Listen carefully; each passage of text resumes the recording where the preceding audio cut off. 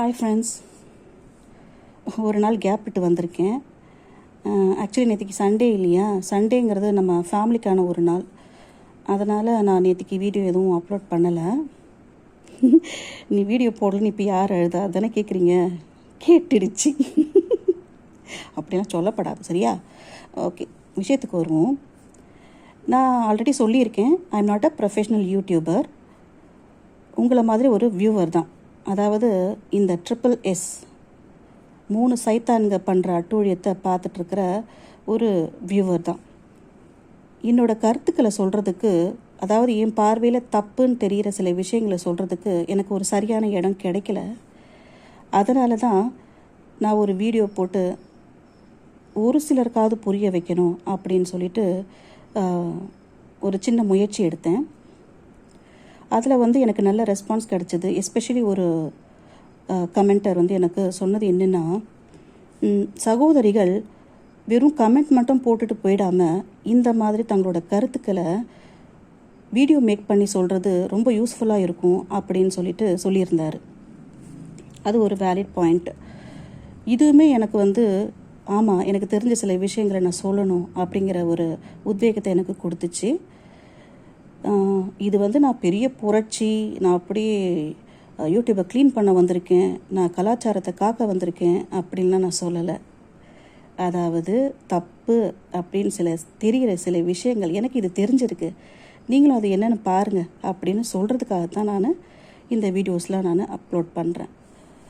Okay, இப்போது இந்த மாதிரி அந்த SSS 3 சைத்தான்களை எதிர்த்து நம்ம வாய்ஸ் அவுட் பண்ணும்போது அந்த சைத்தான்களுக்கு முட்டு கொடுக்குற 2-3 சேனல்ஸ் இருக்குது. அவங்க என்ன பண்ணுறாங்கன்னா, நம்மளை டைவர்ட் பண்ணுறாங்க. நானுமே டைவர்ட் ஆனேன். ஏன்னா உங்களுக்கே தெரியும், இந்த மானங்கெட்ட மட்டக்குரல் அப்படின்னு சொல்லிட்டு ஒன்று வந்திருக்கு. ரொம்ப ஆக்ரோஷமாக நான் அப்படியே முகத்திரையை கிழிப்பேன், அறுப்பேன், வெட்டுவேன் அப்படின்னு சொல்லிட்டு கூவிட்டுருக்கு. நானுமே அதுக்கு பதில் கொடுத்தேன். அதாவது அதோட லெவல் என்னன்னு தெரிஞ்சுமே பதில் கொடுத்தேன். என்னோடய ஃபஸ்ட்டு வீடியோக்கு அது என்ன ஐட்டம் அப்படின்னு சொல்லிச்சு. அதுக்கப்புறம் பார்த்திங்கன்னா அந்த பன்றி மலம் இப்படி தான் அது பேசும். எனக்கு கொஞ்சம் அருவருப்பாக தான் இருக்கும் அதுக்கு பதில் கொடுக்கறதுக்கு. இருந்தாலுமே கொடுத்துட்டு இருந்தேன். அப்புறமா தான் யோசித்தேன், இந்த மாதிரி சில்லறை செல்லா காசெல்லாம் ஒதுக்கி வச்சுட்டு நம்ம என்ன வேலை பண்ண வந்தோமோ அதில் ஃபோக்கஸ் பண்ணலாம் அப்படின்னு சொல்லிட்டு இப்போது நான் அந்த SSS அவங்கள பற்றின ஒரு அவேர்னஸ் வீடியோ தான் இனிமே பண்ணணும் அப்படின்னு முடிவெடுத்திருக்கேன். அதுக்காக இந்த முட்டு கொடுக்குற புரோக்கர் ஃபேமிலியை நான் விட்டுருவேன்னு மட்டும் நினைக்காதீங்க. அவங்களையும் நான் கவனிச்சுட்டே தான் இருப்பேன், ஆனால் சைட் பை சைடு. ஏன்னா அதுங்களுக்கு ரொம்ப முக்கியத்துவம் கொடுக்க வேண்டாம். ஏன்னா நம்ம ஒரு விஷயத்தை பற்றி பேசுகிறோன்னா அதில் ஏதாவது ஒன்று இருக்கணும். அதுங்க சும்மா கத்திக்கிட்டு இருக்கிறவங்களுக்கு நம்ம எதுக்கு பதில் சொல்லணும் இல்லையா? அவங்க வீடியோஸும் நான் பார்க்குறதில்ல, பட் ஹெட்லைன்ஸ் மட்டும் பார்ப்பேன். நான் உனக்கு பதில் கொடுத்துட்டு தான் இருப்பேன், வெயிட் பண்ணு, ரொம்ப அவசரப்படாது, சரியா? சரி, விஷயத்துக்கு வருவோம். இப்போது இந்த SSS இந்த 3 சைத்தானுங்க கண்டென்ட்டு ட்ராமா அப்படின்னு சொல்லி நம்ம கதறிட்டு தான் இருக்கோம். இதுக்கு ஒரு வழி இல்லையா, இவங்களை யாரும் கேட்க மாட்டாங்களா அப்படின்னு சொல்லி நிறைய பேர் ஆதங்கப்படுறீங்க. நல்லாவே தெரியும் அது.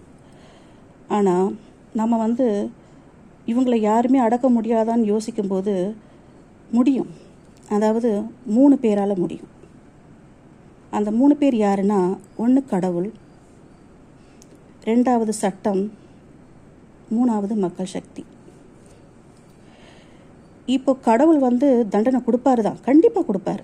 அதில் மாற்று கருத்தே கிடையாது. கொடுத்துட்டு தான் இருக்கார், நம்ம பார்த்துக்கிட்டு தான் இருக்கோம். இப்போ நீங்களே பார்க்குறீங்க, அந்த புரோக்கர் நிம்மதியான சந்தோஷமான வாழ்க்கையை வாழறானா? அவன் என்ன தான் பணம் சம்பாதிச்சாலும், எவ்வளோ மொள்ள மாதிரித்தனம் பண்ணாலும் அவனால் நிம்மதியாக வாழ முடியுதா? இல்லைல்ல. 3 வேளை சாப்பிட்றான், அதை தவிர பெருசாக வேறு என்ன கண்டான்? இதுதான் கடவுள் அவனுக்கு கொடுக்குற தண்டனை.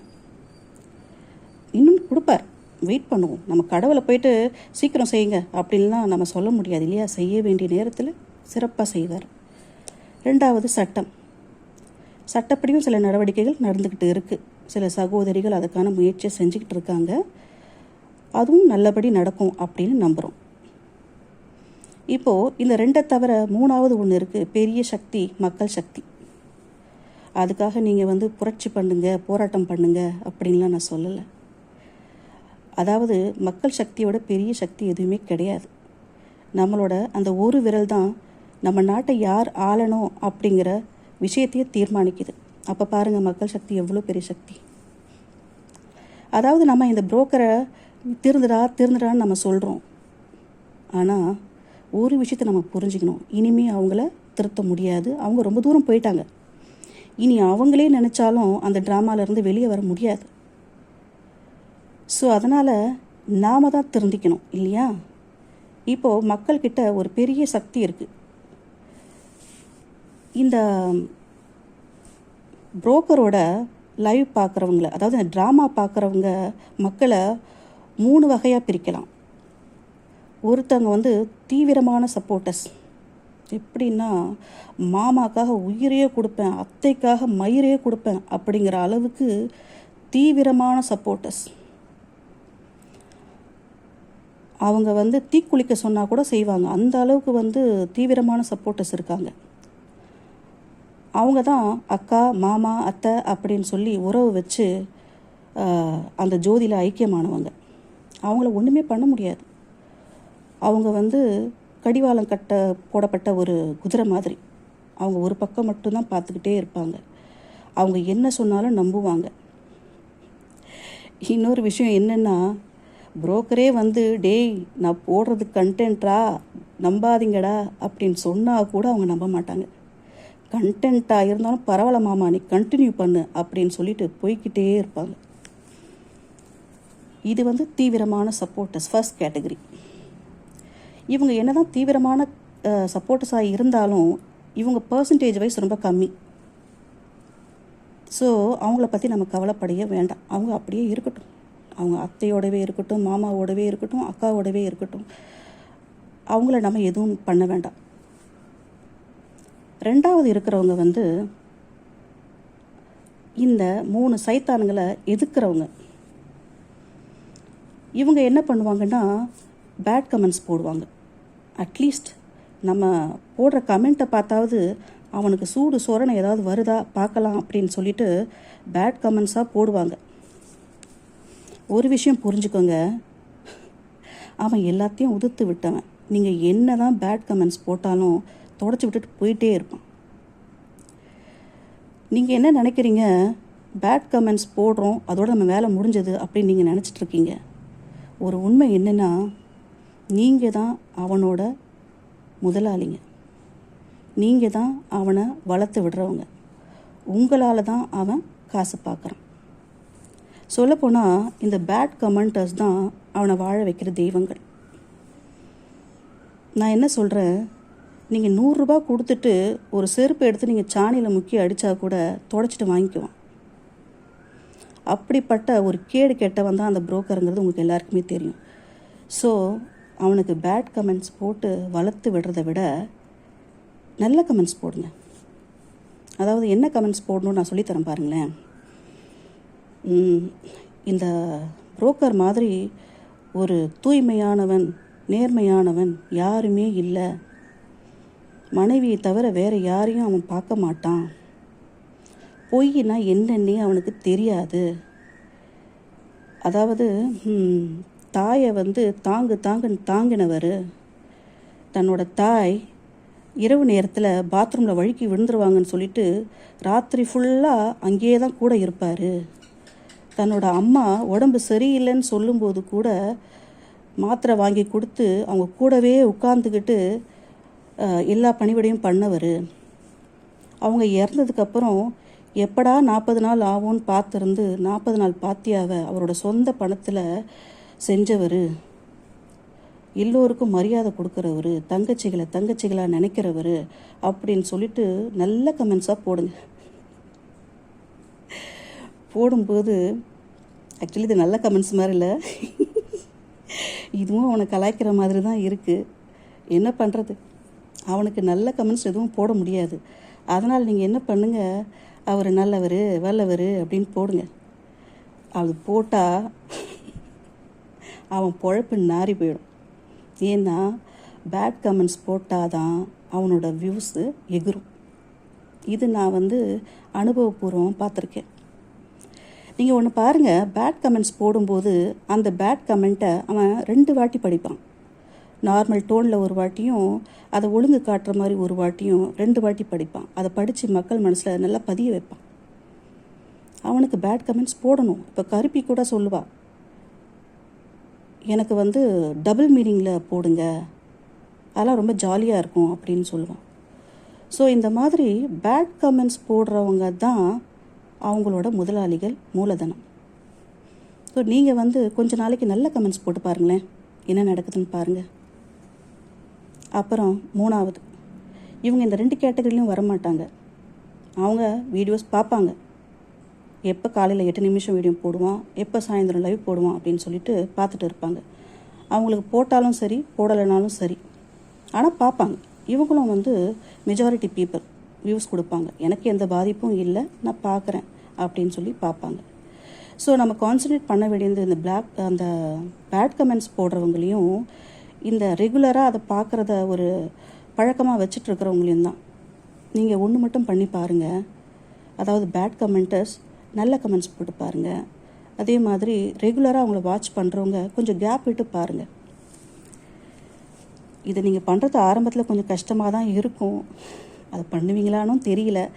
பட் ஆனால் ஒரு சின்ன ஒரு முயற்சி நீங்கள் பண்ணுறீங்களா என்னன்னு பார்க்கலாம், சரியா? இந்த மாதிரி பண்ணும்போது கண்டிப்பாக அவங்களுக்கு வியூஸ் தானாக குறையும். இப்போ ஆல்ரெடி குறைஞ்சிருக்கு. இப்படி குறைஞ்சதுனால தான் அவன் வந்து இப்போ பர்மனெண்ட்டாக கட்டப்பை வீட்டில் இருக்கிறதுக்கு காரணமே அதுதான். வியூஸ் குறைஞ்சிடுச்சு. ஸோ அதனால தான் இப்போது திரும்பவும் போய் அங்கே போய் சேர்ந்துக்கிட்டு ஃபுல் டைம் புரோக்கர் வேலையை பார்த்துட்ருக்கோம். இது வந்து இந்த மாற்றம் எல்லாம் உடனே நடந்து போய்டும்னு சொல்ல முடியாது. கொஞ்சம் கொஞ்சமாக நடக்கும். நம்ம வந்து நடக்கும்னு நம்புகிறோம், அவ்வளோதான்.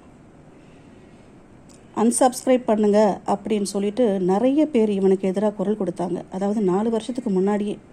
பட் அவங்கெல்லாம் காணாமல் போயிட்டாங்க. இப்போது கட்டப்பை கூட பெருமையாக சொல்லுவாள், என்னை யாரெல்லாம் எதிர்த்தாங்களோ அவங்களாம் இப்போ ஆள் அட்ரஸே இல்லாமல் இருக்காங்க அப்படின்னு சொல்லிட்டு. உண்மை அதுதான். இவங்களை யார் எதுக்குறாங்களோ அவங்க எல்லாம் காணாமல் போயிடுவாங்க, இல்லைன்னா அவங்களுக்கு ஜால்ரா அடிக்க போயிடுவாங்க.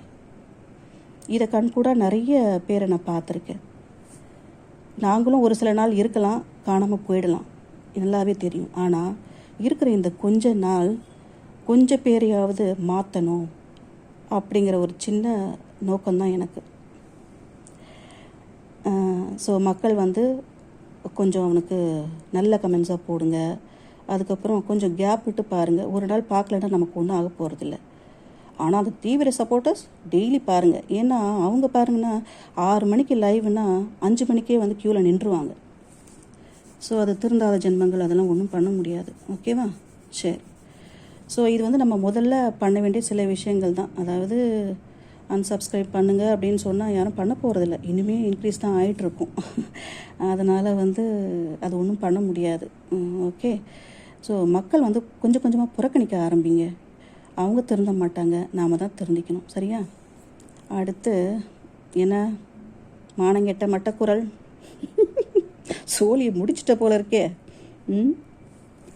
அதாவது நீ ஏதோ நல்லது பண்ணுவ அப்படின்னு நினச்சிட்டு உன் சேனலை ப்ரமோட் பண்ணாங்க தெரியுமா? அவங்க வந்து ஒரு நாள் புலம்புவாங்க.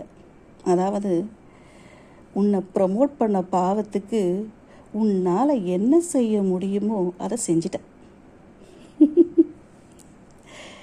அதாவது சட்டப்படி ஒருத்தவங்க போகிறாங்க அப்படின்னும்போது சண்டைக்கு வா சண்டைக்கு வா சண்டைக்கு வான்னு கூப்பிட்டது இந்த மட்டக்குரல் தான்.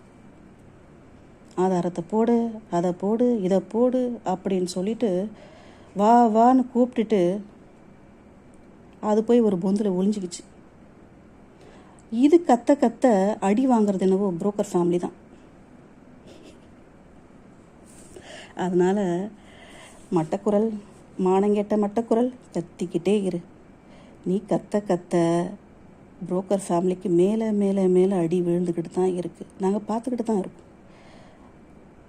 இப்போது மருதமலை படத்தில் ஒரு காமெடி சீன் வரும்.